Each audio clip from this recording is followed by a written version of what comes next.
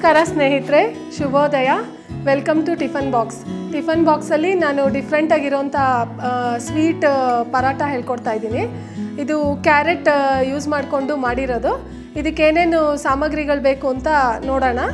ಚಪಾತಿ ಹಿಟ್ಟು ಕಲಸಿಟ್ಕೊಂಡಿದ್ದೀನಿ, ಮತ್ತು ಇದು ತುಪ್ಪ, ಗೋಧಿ ಹಿಟ್ಟು, ಆಮೇಲೆ ಕ್ಯಾರೆಟ್ ಹಲ್ವಾ. ಇದು ಕ್ಯಾರೆಟ್ ಅಂತ ಹೇಳಿದ ತಕ್ಷಣ ಕ್ಯಾರೆಟ್ ಹಲ್ವಾ ಇದು.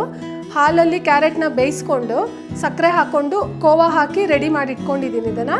ಈಗ ಇದರಿಂದ ಪರಾಟ ಮಾಡಿ ತೋರಿಸ್ತೀನಿ. ಇದು ಗೋಧಿ ಹಿಟ್ಟನ್ನ ಚಪಾತಿ ಹಿಟ್ಟಿನ ಹದಕ್ಕೆ ಕಲಸಿಟ್ಕೊಂಡಿದ್ದೀನಿ.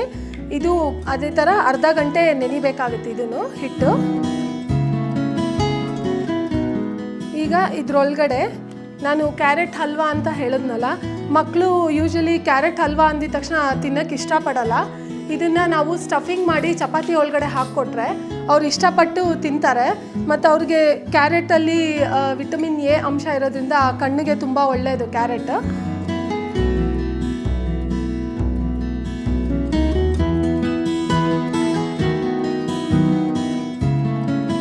ದಿನಾಗಲೂ ಅದೇ ಥರ ಪರಾಟ ಮಾಡಿ ಮಾಡಿ ಬೇಜಾರಾಗ್ಬಿಟ್ಟಿರುತ್ತೆ.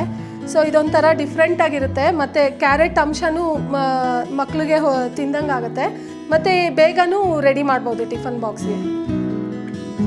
ಈಗ ಇದು ಕಾಯಿಸ್ಕೊಂಬಿಡೋಣ. ಕಾದಿದೆ ಇದು ಹೆಂಚು. ಇದನ್ನು ನೀವು ತುಪ್ಪ ಹಾಕ್ಕೊಂಡು ಕಾಯಿಸಿದ್ರೇ ಒಳ್ಳೆಯದು. ಟೇಸ್ಟ್ ತುಂಬ ಚೆನ್ನಾಗಿರುತ್ತೆ ತುಪ್ಪ ಹಾಕ್ಕೊಂಡು ಕಾಯಿಸ್ಕೊಂಡ್ರೆ.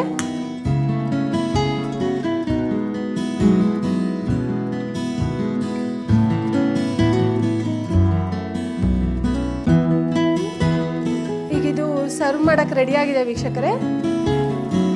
ಸರ್ವಿಂಗ್ ಪ್ಲೇಟ್ಗೆ ಹಾಕ್ಕೊಂಬಿಡೋಣ. ನೋಡಿದ್ರಲ್ಲ ವೀಕ್ಷಕರೇ, ರುಚಿಕರವಾದ ಕ್ಯಾರೆಟ್ ಪರಾಟ ಸವಿಯಲು ಸಿದ್ಧವಾಗಿದೆ. ಬೇರೆ ಥರ ರೆಸಿಪಿಯೊಂದಿಗೆ ಮತ್ತೆ ಭೇಟಿ ಆಗೋಣ. ಅಲ್ಲಿವರೆಗೂ ನಮಸ್ಕಾರ.